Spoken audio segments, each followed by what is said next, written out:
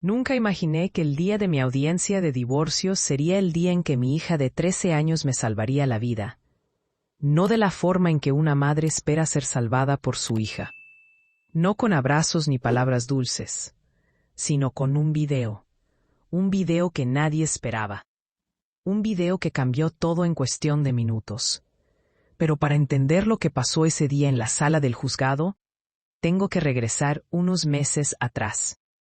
Tengo que contarles cómo llegué hasta ahí. Cómo una mujer que creyó en el amor, en la familia, en los votos sagrados del matrimonio, terminó sentada frente a un juez, temblando, mientras su exmarido la miraba con desprecio.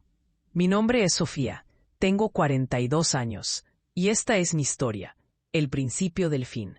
Todo comenzó en marzo, un martes común y corriente. Recuerdo que era martes porque los martes siempre preparaba tacos de pollo para la cena. A Valeria, mi hija, le encantaban, y a Javier, mi esposo, también. O eso creía yo. Esa noche Javier llegó tarde, otra vez. Ya llevaba semanas llegando tarde del trabajo, siempre con la misma excusa. Reuniones con clientes, amor, ya sabes cómo es esto. Yo asentía, confiaba, porque eso hacen las esposas que aman a sus maridos, ¿verdad? Confían. Valeria estaba en su cuarto haciendo tarea. La casa olía a cilantro y limón. Había puesto la mesa con cuidado, como siempre. Servilletas dobladas. Vasos llenos de agua fresca de Jamaica. Todo perfecto. Cuando Javier entró, ni siquiera me miró. «Hola», dije, limpiándome las manos en el delantal.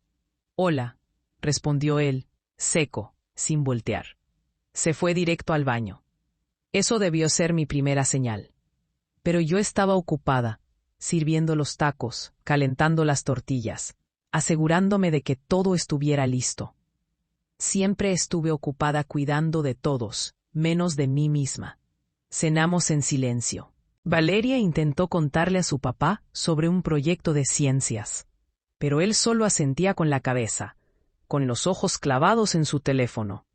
Yo le lancé una mirada, una de esas miradas que las esposas dan cuando quieren decir, por favor, presta atención a tu hija. Pero él no levantó la vista. Después de cenar, se encerró en el estudio. Dijo que tenía que revisar unos documentos. Yo lavé los platos, Valeria se fue a dormir, y yo me quedé sola en la sala, viendo una película que no entendía porque mi mente estaba en otro lado. ¿En qué momento mi esposo se había vuelto un extraño? La vida que construimos, Javier y yo, nos conocimos hace 16 años. Yo trabajaba como recepcionista en un consultorio médico. Él era ingeniero civil, siempre con planos bajo el brazo, siempre con esa sonrisa que me hacía sentir que todo estaría bien. Nos casamos 2 años después. Fue una boda sencilla, en el jardín de la casa de mis padres. Mi mamá lloró. Mi papá le dio un abrazo a Javier y le dijo, «Cuídala. Es lo más valioso que tengo». Y durante años, Javier sí me cuidó. O eso parecía. Cuando nació Valeria, él estuvo conmigo en cada momento. Las noches sin dormir. Los llantos, las fiebres. Éramos un equipo. Una familia. Pero algo cambió hace un año. No sé exactamente qué. Tal vez fue cuando su negocio empezó a crecer. Abrió su propia empresa de construcción. Contrató empleados. Empezó a viajar más, a llegar tarde, a mirarme menos. Yo intenté hablar con él. «Javier, siento que ya no estamos conectados», le dije una noche, acostada a su lado en la cama. «Estoy cansado, Sofía, no empieces con esto», respondió él, dándome la espalda. Y yo me quedé callada, porque eso es lo que hacía siempre, quedarme callada, tragar mis emociones, fingir que todo estaba bien. La primera sospecha fue en abril, cuando todo empezó a desmoronarse. Un sábado por la mañana, Valeria y yo estábamos desayunando en la cocina. Javier había salido temprano, dijo que tenía que supervisar una obra. Yo estaba preparando huevos con jamón cuando el teléfono de Valeria sonó.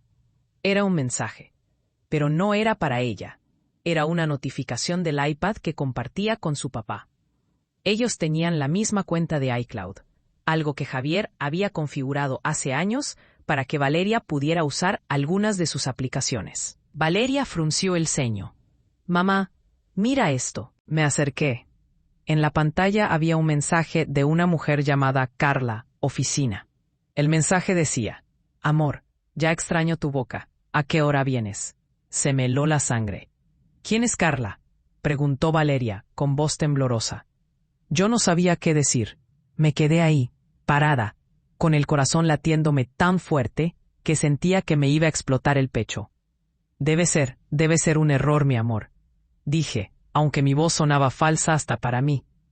Pero Valeria no era tonta. Tenía 13 años, pero era lista, muy lista. Mamá, esto no es un error.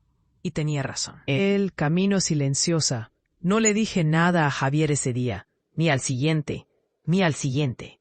Me quedé callada, pero por dentro me estaba muriendo. Cada vez que lo veía entrar por la puerta, cada vez que me daba un beso frío en la frente, cada vez que decía te amo de forma automática antes de dormir, yo sentía que me ahogaba. ¿Quién era Carla? ¿Desde cuándo? ¿Cómo no me di cuenta antes? Las preguntas me comían viva. Valeria tampoco dijo nada, pero yo notaba cómo me miraba, con esos ojos tristes, llenos de preguntas que no se atrevía a hacer. A veces la encontraba sentada en su cama, abrazando su almohada, con la mirada perdida. Una noche entré a su cuarto y me senté a su lado. ¿Estás bien, mi amor? Ella asintió, pero sus ojos se llenaron de lágrimas. Mamá, ¿tú y papá se van a divorciar? La pregunta me partió el corazón. No lo sé, Valeria, no lo sé. Ella se abrazó a mí y lloró. Y yo lloré con ella. Porque en ese momento me di cuenta de que mi matrimonio ya estaba roto, y yo había sido la última en aceptarlo. La verdad sale a la luz. 2 semanas después, decidí enfrentarlo. Era un viernes por la noche. Valeria estaba en casa de mi mamá. Yo había planeado todo. Necesitaba estar sola con Javier. Necesitaba escuchar la verdad de su propia boca. Preparé la cena. Puse música suave.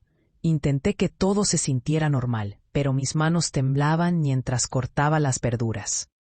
Mi estómago estaba hecho un nudo. Cuando Javier llegó, noté que venía de buen humor. Eso me dolió aún más. ¿Cómo podía estar feliz mientras yo me estaba desmoronando? Cenamos. Hablamos de cosas sin importancia. El clima, las noticias, su trabajo. Y entonces, cuando terminamos de comer, respiré hondo y lo solté. Javier, ¿quién es Carla? Se quedó congelado. Su tenedor quedó suspendido en el aire. Sus ojos se abrieron un poco, apenas perceptible, pero yo lo vi. Vi el pánico. ¿Qué? Dijo intentando sonar confundido. Carla, la de tu oficina, la que te extraña, la que te manda mensajes preguntándote a qué hora vas a llegar. Dejó el tenedor en el plato, se limpió la boca con la servilleta. Despacio. Demasiado despacio. Sofía, no sé de qué hablas. No me mientas, dije y mi voz se quebró. Valeria vio el mensaje. En el iPad. Su rostro cambió. La máscara cayó. Y por primera vez en meses vi algo real en sus ojos. Culpa. Es una compañera de trabajo. Nada más. Una compañera de trabajo que te llama amor. Silencio. Una compañera de trabajo que extraña tu boca. Más silencio. Y entonces él hizo lo peor que pudo haber hecho. Se levantó de la mesa.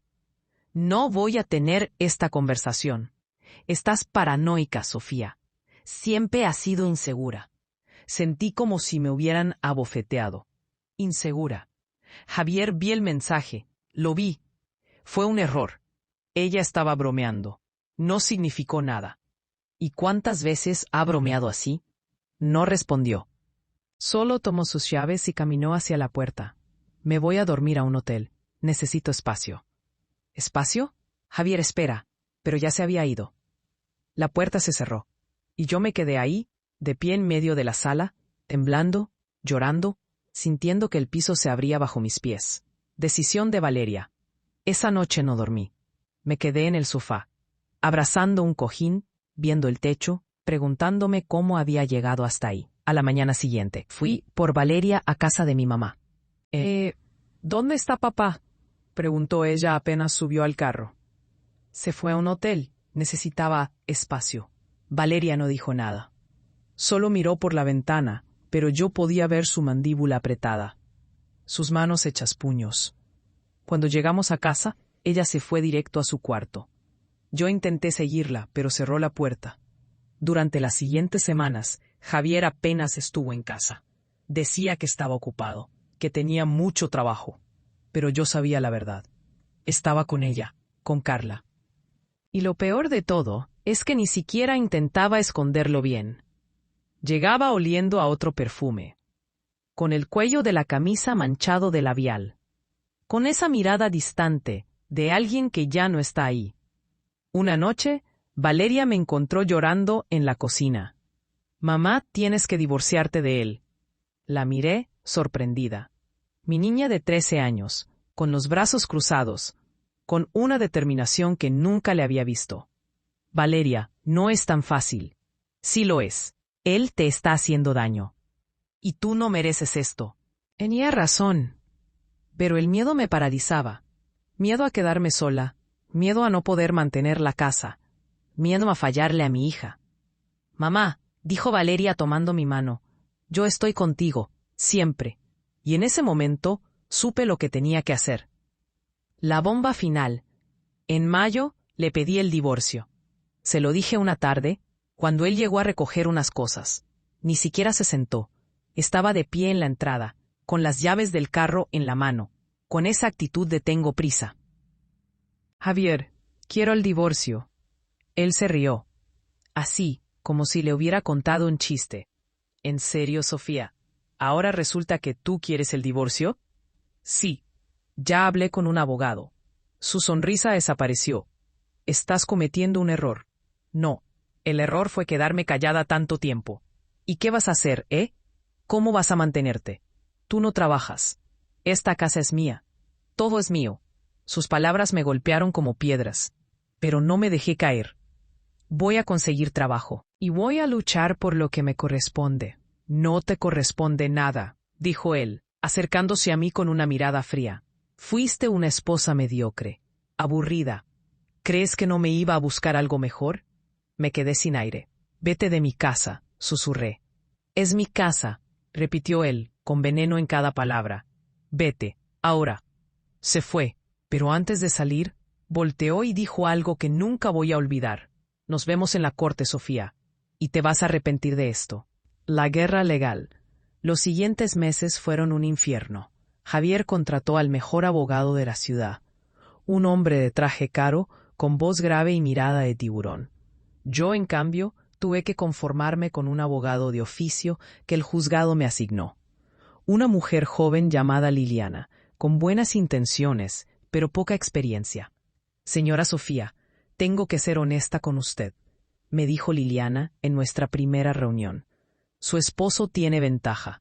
La casa está a su nombre. Él tiene los ingresos. Usted no ha trabajado en años. Esto va a ser difícil. ¿Y qué hay de Valeria? No cuenta que yo la he cuidado todos estos años, que dejé mi trabajo para ser madre de tiempo completo. Cuenta, pero en estos casos el juez suele darle más peso al aspecto económico. Su esposo puede argumentar que él proveyó todo y que usted, bueno, ¿que yo qué?». Ella bajó la mirada. «Que usted no aportó nada tangible al matrimonio». Sentí que me hundía en la silla. Nada tangible. Como si los 16 años que pasé cocinando, limpiando, cuidando a nuestra hija, apoyándolo en cada decisión, no valieran nada. Como si mi vida no tuviera valor porque no venía con un cheque de pago. Las mentiras de Javier. Javier no se conformó con pelear por la casa. No, él quería destruirme. En los documentos que presentó ante el juez, me describió como una mujer inestable emocionalmente. Dijo que yo era controladora y paranoica, que inventaba cosas, que le hacía escenas de celos sin motivo. Y lo peor, pidió la custodia de Valeria. Cuando Liliana me mostró los papeles, no lo podía creer. Dijo la señora: «Custodia. Él quiere quitarme a mi hija». «Sí, dice que usted no está en condiciones de cuidarla, que su salud mental está comprometida». «Eso es mentira. Él es el que me engañó. Él es el que destruyó esta familia». «Lo sé, señora Sofía, pero él tiene recursos. Puede pagar testigos, puede pagar evaluaciones psicológicas». Puede hacer que las cosas se vean a su favor. Me eché a llorar. Ahí mismo, en la oficina de Liliana. No podía más. Sentía que Javier me estaba quitando todo. Mi dignidad, mi hogar. Y ahora, mi hija. El silencio de Valeria. Valeria cambió durante esos meses. Se volvió callada, distante. Pasaba horas encerrada en su cuarto. Cuando le preguntaba si estaba bien, solo decía, sí, mamá, y volvía a lo que estaba haciendo. Dejó de comer bien. Bajó de peso. Sus calificaciones empezaron a caer. Una tarde su maestra me llamó. Señora Sofía, estoy preocupada por Valeria. Ha estado muy distraída. Llora en clase. Los otros niños me dicen que ya no quiere jugar en los recreos. Lo sé, estamos pasando por un divorcio. Entiendo, pero creo que Valeria necesita ayuda. Tal vez un psicólogo. Esa noche hablé con ella. Mi amor, tu maestra me dijo que has estado triste en la escuela. Valeria no levantó la vista de su tarea. Estoy bien.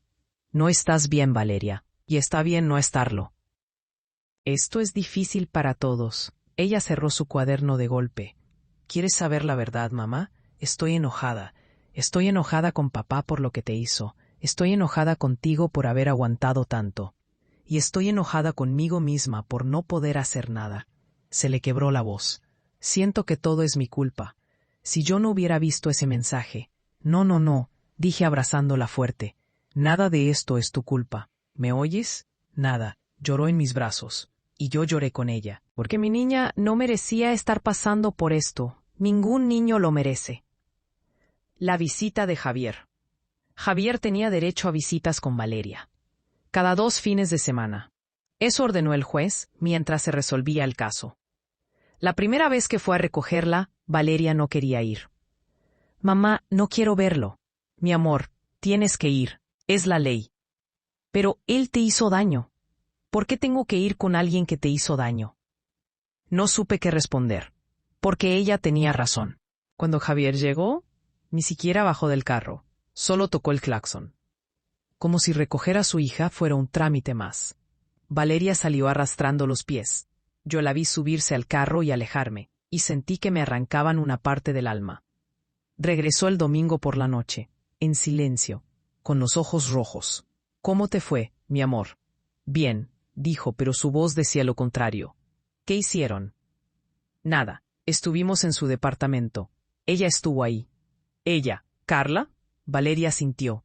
Sentí una furia que nunca antes había sentido. ¿Te presentó a esa mujer? Sí, dijo que es su novia, que la trate con respeto. Se me revolvió el estómago. ¿Y cómo te trató ella? Valeria se encogió de hombros. Intentó ser amable, me preguntó de la escuela, pero se notaba que era falso, como si estuviera actuando. ¿Y tu papá? Él estaba feliz. Se la pasó abrazándola, besándola, como si yo no estuviera ahí. Mi hija comenzó a llorar otra vez. Mamá, odio ir ahí. No quiero volver. Lo sé, mi amor, lo sé. Pero no había nada que yo pudiera hacer. El juez había ordenado las visitas. Y si yo me negaba, Javier podría usarlo en mi contra. La estrategia de Valeria. Pero mi hija era más inteligente de lo que todos pensaban. Una noche, después de otra visita con su papá, la encontré en su cuarto con su teléfono. ¿Qué haces, mi amor? Ella levantó la vista. Y en sus ojos vi algo que no había visto antes. Determinación. Estoy juntando evidencia. ¿Evidencia? ¿De qué? De papá. De las cosas que dice. De cómo me trata. De todo. Mi corazón se aceleró. Valeria, no entiendo. Ella me mostró su teléfono. Había videos, audios, mensajes de texto. Cada vez que voy con él, grabo todo. Cuando dice cosas malas de ti. Cuando está con ella y me ignora. Cuando me dice que tú eres una mala madre. Todo. Me quedé sin palabras. Mamá, él quiere quitarme de ti, pero no voy a dejar que eso pase. Te voy a ayudar. Y esta es la única forma que se me ocurre. Valeria, esto es peligroso. Si tu papá se entera, no se va a enterar. Soy cuidadosa. La miré. Mi niña de 13 años. Con el valor que yo no había tenido. Con la fuerza que yo había perdido. ¿Por qué haces esto? Ella tomó mi mano. Porque te amo, mamá. Y porque alguien tiene que decir la verdad.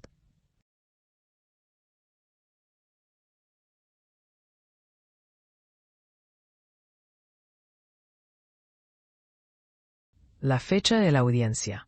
Pasaron 3 meses más de peleas legales, documentos, declaraciones. Javier seguía viviendo su vida como si nada. Subía fotos a redes sociales con Carla, viajes a la playa, cenas en restaurantes caros, sonrisas perfectas, como si no hubiera destrozado una familia, como si no hubiera una niña sufriendo por sus decisiones. Mientras tanto, yo trabajaba limpiando casas. Era lo único que conseguí. No tenía experiencia en nada más. Salía a las 6 de la mañana y regresaba a las 7 de la noche, con las manos agrietadas, con la espalda adolorida, pero con la frente en alto, porque estaba luchando. Por mí, por mi hija, por nuestra dignidad. Liliana me llamó en septiembre. Señora Sofía, ya tenemos fecha para la audiencia de divorcio. Es el 15 de octubre, a las 10 de la mañana. ¿Y qué va a pasar ahí? Ambas partes presentarán sus argumentos. El juez escuchará y tomará una decisión sobre la división de bienes y la custodia. ¿Cree que tengamos alguna oportunidad?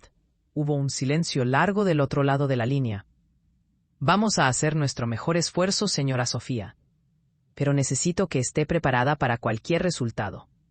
Eso significaba, no tenemos muchas chances. La noche antes, el 14 de octubre, la noche antes de la audiencia, no pude dormir. Me quedé sentada en la sala, con una taza de té que nunca me tomé, viendo las fotos de mi boda, que todavía colgaban en la pared. Javier y yo sonriendo, jóvenes, enamorados, llenos de promesas. ¿En qué momento todo se rompió? Valeria bajó las escaleras. Eran casi las 2 de la mañana. ¿No puedes dormir, mamá? No, mi amor. ¿Y tú? Tampoco. Se sentó a mi lado. Me abrazó, y nos quedamos así, en silencio, sosteniéndonos una a la otra. Mamá, mañana todo va a cambiar. Lo sé, no tengas miedo. Yo voy a estar ahí contigo. Valeria, no tienes que ir. Es mucho para una niña de tu edad. No soy una niña, dijo con firmeza. Y sí tengo que ir, porque tengo algo que mostrarle al juez. ¿De qué hablas? Ella sonrió, una sonrisa pequeña pero llena de secretos. Ya lo verás mañana. El día de la audiencia. Llegamos al juzgado a las 9 de la mañana, 1 hora antes. El edificio era gris, frío, con pasillos que olían a papel viejo y café barato. Había otras personas esperando. Familias rotas, vidas destrozadas, todos con la misma mirada cansada. Liliana nos recibió en la entrada. ¿Lista? No, respondí honestamente, pero no tengo otra opción. Entramos a la sala de audiencias. Era más pequeña de lo que imaginaba, con paredes color crema, un escritorio grande al frente donde estaría el juez, y 2 mesas enfrentadas, una para nosotras, otra para Javier y su abogado. Javier ya estaba ahí. Vestía un traje impecable, azul marino, camisa blanca, corbata roja, con el cabello perfectamente peinado, con esa sonrisa de suficiencia que tanto odiaba. A su lado estaba su abogado, el licenciado Morales, un hombre de unos 60 años, con lentes gruesos y expresión severa. Y detrás de ellos, en las bancas del público, estaba Carla. La vi por primera vez en persona. Era joven, tal vez de 30 años, rubia, delgada, con un vestido rojo que gritaba «Mírenme», con una sonrisa que me hizo hervir la sangre. Valeria apretó mi mano. «No la mires». «Mamá, no vale la pena». Tenía razón. Nos sentamos en nuestra mesa. Liliana revisaba papeles. Yo solo respiraba, intentando calmarme, intentando no colapsar. A las 10 en punto, el juez entró. Era un hombre mayor, de unos 65 años, con el cabello completamente blanco y una mirada cansada. Se sentó, abrió una carpeta y comenzó. «Buenos días. Estamos aquí para la audiencia de divorcio entre el señor Javier Ramírez Soto y la señora Sofía Méndez de Ramírez. Paso número 4521. Licenciado Morales, puede comenzar». El abogado de Javier se puso de pie y comenzó a destrozarme. Las acusaciones.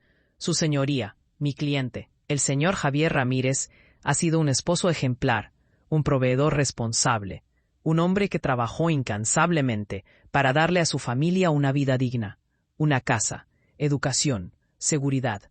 Desafortunadamente, la señora Sofía Méndez no supo valorar esos esfuerzos. Se convirtió en una mujer amargada, celosa, controladora. Acusaba a mi cliente sin pruebas. Le hacía escenas, lo asfixiaba emocionalmente. Mis manos temblaban sobre la mesa. Mi cliente intentó salvar el matrimonio. Buscó terapia de pareja. La señora Méndez se negó. Intentó dialogar. Ella se cerraba.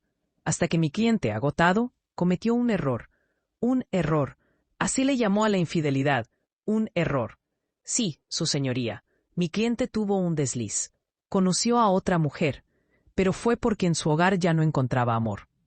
Ya no encontraba comprensión. Era un hombre solo, a pesar de estar casado. Sentí náuseas. Y ahora, la señora Méndez, movida por el rencor, quiere quitarle todo. La casa que él compró, el negocio que él construyó, y lo más grave, quiere alejarlo de su hija, una niña que necesita una figura paterna estable. Por eso, su señoría, solicitamos que la custodia de la menor Valeria Ramírez Méndez sea otorgada al padre, y que la señora Sofía reciba únicamente una pensión alimenticia mínima, ya que ella no aportó bienes materiales al matrimonio.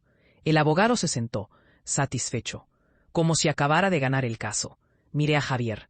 Él me miraba con esa sonrisa. Esa maldita sonrisa. El juez volteó hacia nuestra mesa. Licenciada Liliana, su turno. Liliana se puso de pie. Yo podía ver que estaba nerviosa. Tenía las manos sudadas, la voz un poco temblorosa. Su señoría, la versión que acabamos de escuchar es una distorsión de la realidad. La señora Sofía no fue una esposa amargada. Fue una mujer que dedicó 16 años de su vida a cuidar de su familia. Dejó su trabajo para ser madre de tiempo completo. Crió a una hija ejemplar. Mantuvo un hogar. Apoyó a su esposo en cada proyecto. Y sí, su señoría, es cierto que el señor Javier proveyó económicamente, pero eso no le da derecho a destrozar a su familia sin consecuencias. Él fue infiel. Él mintió. Él abandonó a su esposa y a su hija. La señora Sofía no busca venganza, solo busca justicia, y lo que le corresponde por ley. Liliana se sentó. Yo sabía que su argumento era débil. No teníamos pruebas sólidas, no teníamos testigos poderosos, solo teníamos la verdad. Y a veces, la verdad no es suficiente. El momento de Valeria, el juez revisó unos papeles, frunció el ceño. Veo que la menor, Valeria Ramírez Méndez, está presente en la audiencia. ¿Alguna de las partes desea que ella declare? El licenciado Morales se puso de pie rápidamente. No, su señoría. Consideramos que la niña no debe ser expuesta a este proceso. Ella ya ha sufrido suficiente. El juez asintió. Estoy de acuerdo. La menor no. Yo quiero hablar. Todos voltearon. Valeria se había puesto de pie. Valeria, no tienes que. Empecé a decir. Sí tengo que hacerlo, mamá. El juez la miró con sorpresa. Jovencita, esto no es necesario. Sí es necesario, dijo Valeria, con una voz firme que no le conocía. Porque aquí se están diciendo muchas mentiras. Y yo tengo pruebas de la verdad. El juez levantó una ceja. ¿Pruebas? Valeria sacó su teléfono de su mochila. Sí, su señoría. Tengo videos, audios, mensajes. De mi papá, de las cosas que ha dicho, de cómo realmente es. El licenciado Morales se puso de pie de un salto.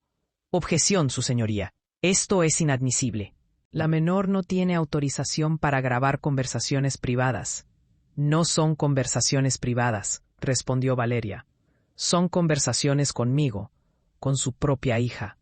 Y tengo derecho a mostrar cómo me trata. El juez levantó la mano. Silencio. Jovencita, acércate. Valeria caminó hacia el estrado, con pasos firmes, con la cabeza en alto. Y en ese momento supe que mi hija era más fuerte que yo. Mucho más fuerte. Javier entró a la casa como una tormenta. Su ropa estaba arrugada, tenía barba de varios días, y sus ojos brillaban con algo que me aterrorizó. Rabia, desesperación, locura. ¿Qué haces aquí?, le gritó a Mónica. Ella se levantó del sofá, temblando. Javier, yo. Te dije que no hablaras con ella. Hijo, cálmate, dije, dando un paso hacia él. Hijo, tú no me digas qué hacer. Su voz retumbó en las paredes. Nunca lo había visto así. Ni siquiera de adolescente, en sus peores momentos de rebeldía, Lucía se puso delante de mí, protegiéndome. Javier, basta ya. Devuélvele los papeles a mamá y termina esto. No voy a devolver nada. ¿Dónde están? Pregunté, tratando de mantener la voz firme. En un lugar donde nunca los vas a encontrar. ¿Los destruiste? Todavía no. Pero lo voy a hacer, en cuanto tú me prometas que no vas a vender. No puedo prometerte eso. Entonces los destruyo. Sacó su teléfono. Nos mostró una foto. Mis documentos, apilados dentro de un tambo metálico. Junto a ellos, una lata de gasolina. Se me cortó la respiración. Hijo, no hagas esto, por favor. Es tu decisión, mamá. O cancelas la venta, o pierdes todo. Estás loco, gritó Lucía. Esto es lo que se te ocurre, chantajear a tu propia madre. Cállate, Lucía. Tú siempre has sido la consentida. Tú nunca has tenido que luchar por nada. ¿Luchar? ¿Llamas luchar a esto? Eres un cobarde. Javier dio un paso hacia ella. Yo me interpuse. No te atrevas a tocar a tu hermana. ¿O qué? Preguntó, acercándose a mí. ¿Qué vas a hacer, mamá? ¿Llamar a la policía? Ya fuiste. No te hicieron caso. Nadie te va a ayudar. Tenía razón. Y eso me dolió más que cualquier insulto. ¿Qué te pasó, Javier? Pregunté, con la voz quebrada. ¿En qué momento te convertiste en esto? Su expresión se suavizó por un segundo. Vi un destello del niño que había sido. Pero desapareció tan rápido como llegó. Tú me convertiste en esto. Tú y tu maldito favoritismo. Siempre Lucía. Siempre ella. ¿Y yo qué? Yo trabajé, yo estudié, yo formé una familia. Pero nunca fue suficiente para ti. Eso no es cierto. Sí lo es. Y ahora vas a vender lo único que nos queda de papá y ni siquiera nos vas a dar nada. Les iba a dejar su herencia cuando yo muriera. ¿Y cuándo va a ser eso? ¿En 10 años? ¿En 20? Para entonces ya no vamos a tener nada. Van a embargar nuestra casa. Mis hijos van a crecer sin nada. Y todo porque tú fuiste egoísta. No soy egoísta por querer vivir tranquila. Sí lo eres, porque tienes más de lo que necesitas. Y nosotros no tenemos nada. Mónica se acercó a él, puso una mano en su hombro. Javier, amor, ya basta. Devuélvele los papeles. Encontraremos otra forma. Él se sacudió su mano violentamente. No hay otra forma. Esta es la única. Se volteó hacia mí. Su rostro estaba rojo, las venas del cuello marcadas. Dame 1.000.000 de pesos, solo uno. Y te devuelvo tus papeles. No tengo 1.000.000 de pesos, pero lo vas a tener cuando vendas. Ese dinero es para mi futuro. ¿Y qué hay de mi futuro? ¿Qué hay del futuro de tus nietos? Javier, por favor, dame el dinero, gritó tan fuerte que todos dimos un salto. Mónica empezó a llorar. Lucía sacó su teléfono. Voy a llamar a la policía, dijo. Javier se lo arrancó de las manos. Lo arrojó contra la pared. El teléfono se hizo pedazos. Nadie va a llamar a nadie. Lucía lo empujó. Estás enfermo. Necesitas ayuda. Él le dio un empujón de vuelta. Ella cayó contra el sofá, y algo en mí se rompió. Me abalancé sobre Javier. No sé de dónde saqué la fuerza. Solo sé que lo empujé con todas mis fuerzas. No toques a tu hermana. Él se tambaleó, sorprendido. Me miró con los ojos desorbitados. ¿Me acabas de empujar? No voy a dejar que le hagas daño.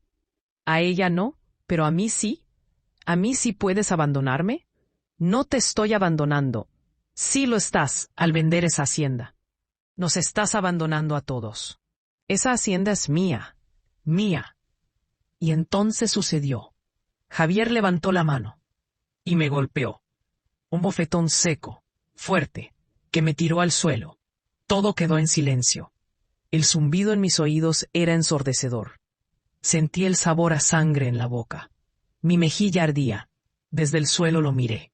Él también me miraba, con las manos todavía en alto, como si no pudiera creer lo que acababa de hacer. Mamá, Lucía gritó. Se lanzó sobre él. Lo golpeaba en el pecho, en los brazos. Le pegaste a tu madre. Le pegaste. Mónica también gritaba, tratando de separarlos. Y yo seguía ahí, en el suelo, con el corazón destrozado. Javier apartó a Lucía. Luego me miró de nuevo. y en lugar de arrepentimiento, vi resentimiento. Esto es tu culpa, dijo. Todo es tu culpa. Levantó la mano otra vez, y me golpeó de nuevo. Y otra vez, y otra. 5 bofetadas en total. 5 golpes que me quitaron no solo el aire, sino la esperanza. Cuando terminó, me quedé tirada en el suelo, sangrando de la nariz, con el labio partido. Lucía lloraba sobre mí, abrazándome. Mónica gritaba que llamaría a la policía. Y Javier se fue. Tomó las llaves de su coche y se fue, dejándome ahí, rota, destruida. Pero todavía no sabía que él también había cometido un error que pronto todos verían. Lucía me llevó al hospital. Me revisaron, me curaron. Tenía el pómulo fracturado, el labio partido, moretones en todo el rostro. Los doctores preguntaron qué había pasado. Al principio no quise decir nada, pero Lucía habló por mí. Fue su hijo. Su propio hijo le hizo esto. La doctora, una mujer joven de ojos compasivos, tomó mi mano. Señora, esto es violencia familiar. Tiene que denunciar. Ya lo sé, susurré. ¿Lo va a hacer? Cerré los ojos. Las lágrimas rodaron por mis mejillas, ardiendo en las heridas. Sí, lo voy a hacer. Porque por primera vez en mi vida entendí algo. El amor de madre tiene límites. Y Javier había cruzado todos. La denuncia se presentó al día siguiente, esta vez con pruebas, las fotos del hospital, el reporte médico, el testimonio de Mónica, quien finalmente encontró el valor para hablar. Ella confesó todo, el robo de los documentos, las amenazas, la violencia. Incluso nos dijo dónde Javier había escondido mis papeles, en la bodega de un amigo suyo, en las afueras de Morelia. La policía actuó rápido. Recuperaron los documentos. Estaban intactos, guardados dentro de ese tambo metálico que Javier me había mostrado en la foto. La gasolina estaba ahí, pero nunca tuvo el valor de prenderles fuego. O tal vez sí quería hacerlo, pero algo lo detuvo. Ya nunca sabré. La orden de aprehensión se giró en 48 horas. Javier fue arrestado en su propia casa frente a sus hijos. Mónica me llamó esa noche llorando. Los niños lo vieron todo, Esperanza. Vieron cómo se lo llevaban esposado. Están traumatizados. Su dolor era real, pero el mío también. Lo siento, Mónica. De verdad lo siento. Pero él tomó sus decisiones. Somos familia. La familia no te golpea. La familia no te roba. La familia no te destruye. Colgué el teléfono. Y por primera vez en semanas sentí algo parecido a la paz. El caso se volvió público. No porque yo quisiera, sino porque alguien filtró la historia a los medios locales. Hijo golpea a su madre por herencia, decían los titulares. Las redes sociales se llenaron de comentarios. Algunos me apoyaban, otros me culpaban. ¿Cómo va a meter a su propio hijo a la cárcel? Seguro ella lo provocó. Las madres de ahora ya no perdonan nada. Esos comentarios me dolían, pero Lucía me recordaba la verdad cada vez que yo flaqueaba. Mamá, la gente que dice esas cosas nunca ha sido golpeada por alguien que ama. No saben de lo que hablan. Tú hiciste lo correcto, y yo quería creerle. Dios sabe que quería. Pero las noches eran difíciles. Me despertaba sudando, soñando con el rostro de Javier, con sus manos levantadas, con el sonido seco de las bofetadas. A veces, en la oscuridad, todavía podía sentir el dolor en mi mejilla. El proceso legal avanzó. Javier salió bajo fianza después de una semana. Su abogado argumentó que era padre de familia, que no representaba peligro. El juez aceptó, con la condición de que no se acercara a mí. No lo hizo, pero tampoco intentó disculparse. Mónica vino a verme 2 semanas después. Llegó sola, con el rostro demacrado, más delgada. Se veía 10 años más vieja. Esperanza, necesito hablar contigo. La dejé entrar. Le serví agua. Nos sentamos en la cocina, donde tantas veces habíamos compartido comida y conversación en tiempos más felices. Javier no está bien, dijo ella.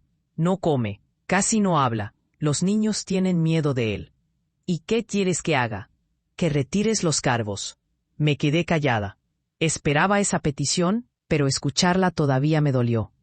No puedo hacer eso, Mónica. Por favor, Él es el padre de mis hijos, si va a la cárcel. Debió pensar en eso antes de golpearme. Estaba desesperado, no estaba pensando con claridad. Eso no es excusa. Lo sé, golpeó la mesa con la mano. Lo sé. Pero ¿qué gano yo con destruir mi familia? ¿Qué ganas tú? Justicia. Justicia o venganza. Esa palabra me atravesó. Me levanté de la silla. Vete de mi casa, Mónica. Esperanza. Vete. Ahora. Se fue llorando. Y yo me quedé ahí, preguntándome si tenía razón. Si esto era justicia o venganza. Si había una diferencia. Lucía me dijo que sí la había. Mamá, tú no estás castigando a Javier por venganza. Lo estás haciendo para protegerte. Y para enseñarle que hay consecuencias. Eso es justicia. Quise creerle. Pero la culpa seguía ahí, como un peso en el pecho. La venta de la hacienda se concretó 3 semanas después. Con los documentos recuperados, el notario pudo finalizar todo. El día de la firma, Lucía me acompañó. Entramos a esa oficina con olor a papel viejo y café, y yo puse mi nombre en cada hoja. Cuando terminé, el notario me extendió un cheque. 4 millones de pesos. El dinero por el que mi hijo me había golpeado. El dinero que había roto mi familia. Lo tomé con manos temblorosas. ¿Está bien, señora?, preguntó el notario. Sí, solo. Necesito un momento. Salimos de la oficina. Afuera, el sol brillaba. La vida seguía. La gente caminaba por la calle, riendo, hablando, sin saber que mi mundo había cambiado para siempre. Lucía me abrazó. Lo lograste, mamá. Ya terminó. No se siente como un triunfo, porque no lo es. Es supervivencia. Tenía razón. No había ganado nada. Solo había sobrevivido. 2 días después, recibí una carta. Llegó por correo, sin remitente, pero reconocí la letra de inmediato. Era de Javier. Con las manos temblando, abrí el sobre. Dentro, una hoja doblada. Las palabras estaban escritas con tinta azul, la letra irregular, como si le hubiera costado escribir. Mamá, no sé si algún día podrás perdonarme. No sé si yo puedo perdonarme. Lo que te hice fue imperdonable, lo sé. He tenido mucho tiempo para pensar, y cada vez que cierro los ojos, veo tu rostro en el suelo. Veo la sangre, y me odio. No estoy escribiendo para pedirte perdón. No lo merezco. Solo quiero que sepas que estaba perdido. Las deudas, la presión, Mónica llorando cada noche, los niños preguntando por qué no teníamos dinero. Me volví loco. Y te culpé a ti. Te culpé porque era más fácil que aceptar que yo había fracasado. Perdí mi trabajo hace 6 meses. No se lo dije a nadie. Seguía saliendo de casa cada mañana, como si fuera a trabajar, pero solo conducía sin rumbo. Me avergonzaba. Me sentía menos hombre. Y cuando supe que ibas a vender la hacienda, pensé que era mi salvación. Mi única oportunidad. Estaba equivocado. No sé qué va a pasar conmigo. El abogado dice que probablemente voy a ir a prisión. Tal vez es lo que merezco. Pero quiero que sepas algo. A pesar de todo, te amo. Eres mi madre. Y nunca debí ponerte una mano encima.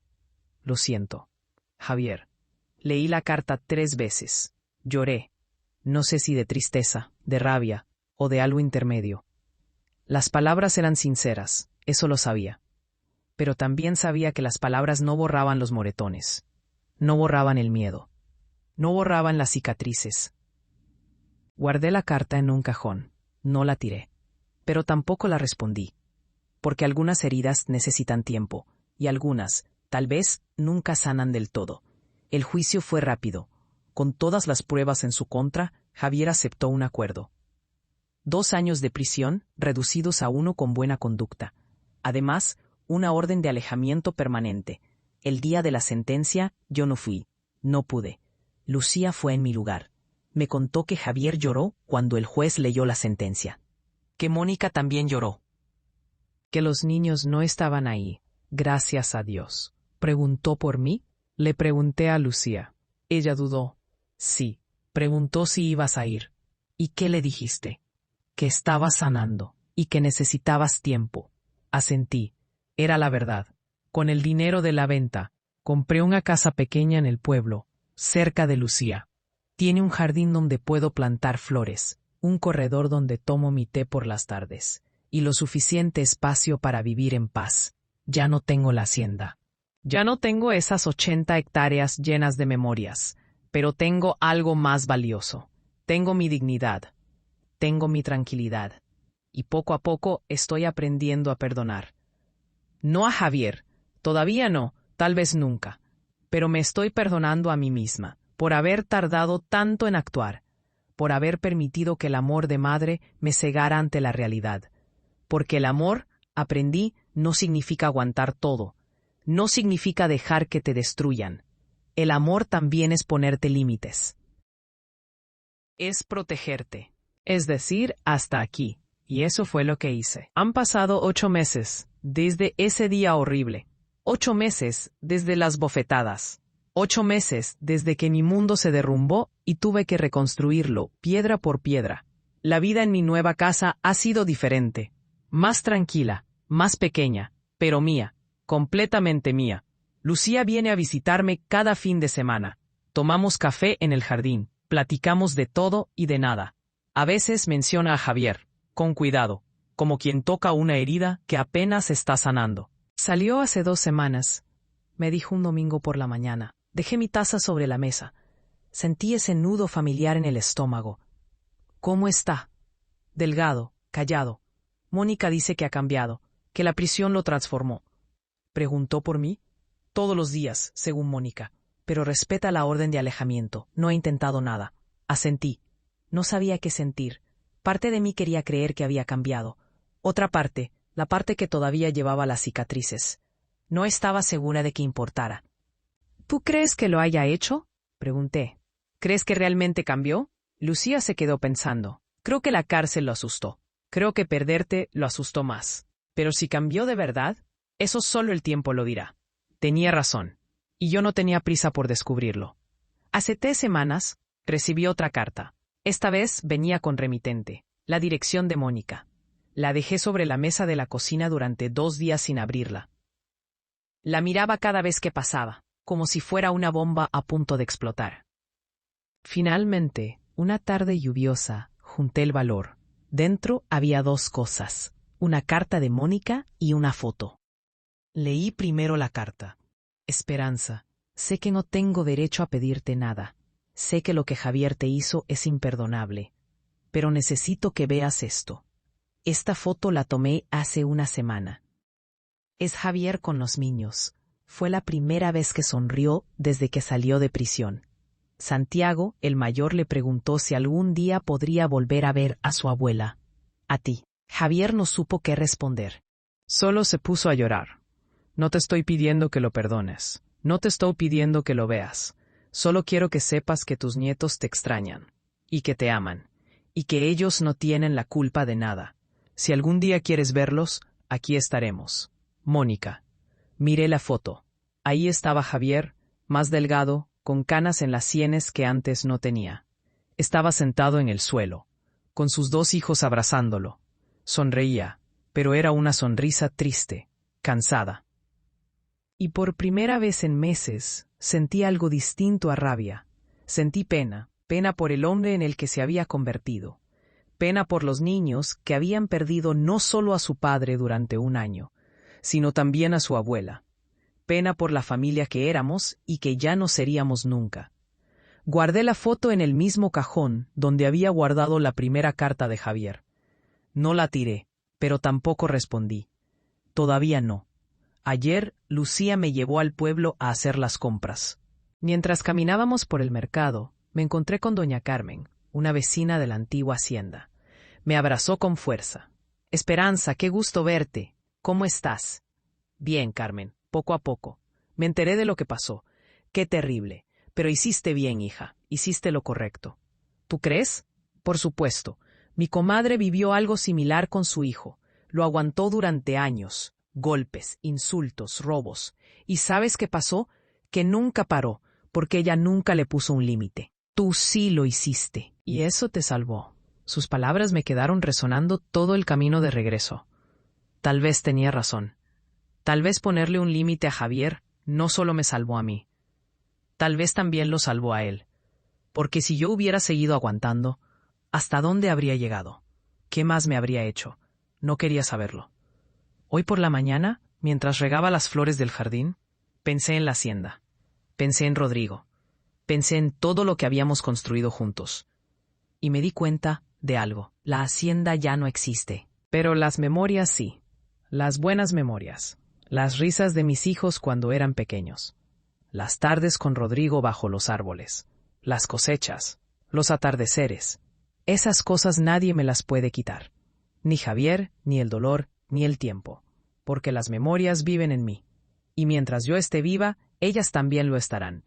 Vendí la tierra, pero no vendí mi pasado, no vendí mi dignidad.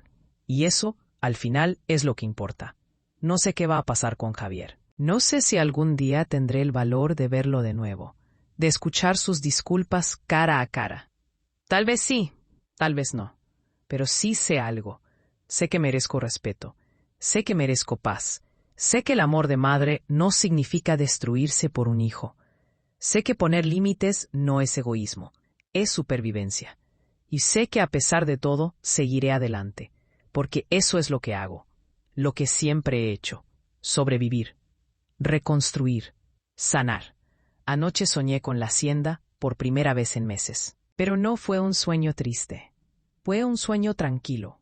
Caminaba por los campos, con el sol en la cara y el viento en el cabello. Rodrigo estaba ahí, sonriendo. Me tomó de la mano. Lo hiciste bien, mi amor, me dijo. Lo hiciste bien. Desperté con lágrimas en los ojos, pero eran lágrimas de alivio. Porque por primera vez yo también lo creía. Lo había hecho bien. Hoy, mientras escribo esto, miro por la ventana de mi pequeña casa. Veo el jardín que planté con mis propias manos. Veo las flores que crecen. Veo la vida que sigue. Y me pregunto, ¿habría hecho las cosas diferentes si pudiera volver atrás? No lo sé. Pero sí sé esto. No me arrepiento de haberme defendido. No me arrepiento de haber exigido respeto. No me arrepiento de haber elegido mi propia paz. Porque al final, eso es lo único que realmente podemos controlar. Nuestras decisiones, nuestros límites, nuestro valor. Si estás escuchando esta historia y has pasado por algo similar, quiero que sepas algo. No estás sola. No estás mal por poner límites, aunque sea con tu propia familia. No eres mala madre, mala hija, mala hermana por protegerte. El amor verdadero no destruye, no golpea, no roba, no manipula. Y si alguien te hace eso, no importa quién sea, tienes derecho a alejarte. Tienes derecho a sanar. Tienes derecho a vivir en paz. Porque tu vida importa, tu dignidad importa, tu felicidad importa. Y nadie, absolutamente nadie, tiene derecho a quitártela. Mi nombre es Esperanza. Tengo 63 años. Perdí una hacienda. Perdí a un hijo, al menos por ahora. Pero me encontré a mí misma. Y eso, al final, vale más que cualquier tierra, más que cualquier herencia, más que cualquier golpe. Porque aprendí que el amor propio no es egoísmo. Es necesidad, es justicia, es vida. Y tú, querida amiga, querido amigo que me escuchas, si estuvieras en mi lugar, habrías hecho lo mismo. Habrías encontrado el valor para defenderte. ¿O habrías seguido aguantando, esperando que las cosas cambiaran solas? Piénsalo, porque tu respuesta podría salvarte la vida, así como mi decisión salvó la mía. Gracias por escuchar mi historia. Gracias por estar aquí. Y recuerda siempre, mereces respeto, mereces amor, mereces paz. No lo olvides, nunca lo olvides.